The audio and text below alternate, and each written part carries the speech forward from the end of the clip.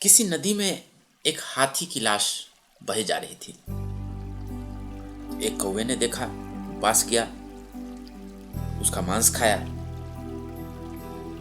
नदी में से पानी पी लिया, उसे बड़ा मजा आया।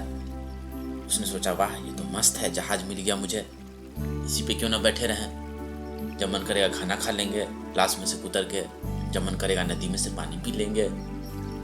मस्त हो गया उसके लिए, उस पे बैठने लगा वो। वैसा ही करता, जब भूख लगती उसमें से लाश में से कुतर के खा लेता, जब प्यास लगती पानी पी लेता। और नदी में से चूंकि लाश बहे जा रही थी तो रोज नए नए तरह के दृश्य दिखते थे, नई नई तरह के सीनरी। बड़ा मजे से उसका दिन बीतने लगा। सब चीज सही चल रहा था, खूब मौज मस्ती उसकी चली जा रही थी। जब मन करता था उड़ लेता था, जब मन करता था खा लेता था, जब मन करता था पी लेता था, सब चीज सही बीत रहा था। लेकिन एक दिन ऐसा हुआ कि वो लाश नदी में से बहते बहते महासमुद्र में जा मिली, महासागर में जा मिली। नदी का तो लक्ष्य ही है समुद्र में जा मिलना, तो लाश भी महासागर में जा मिली।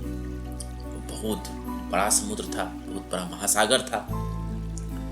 अब सागर का पानी तो खारा होता है, उसको तो पी नहीं सकते, और लाश भी कुतरते कुतरते खत्म हो चुका था लगभग। तो जा मिली वो लाश, जो है महासागर में जा मिली।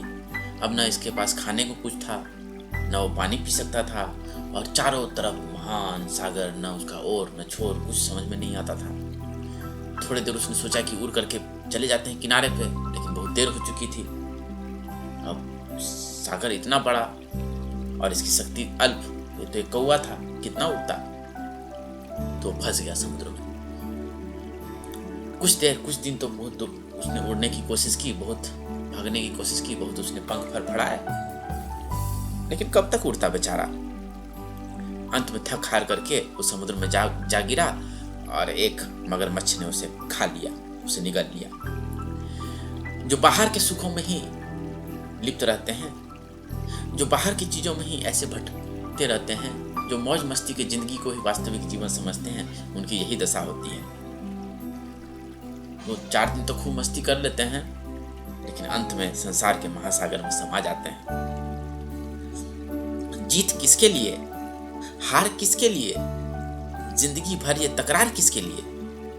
जीत किसके लिए, हार किसके लिए, जिंदगी भर ये तकरार किसके लिए।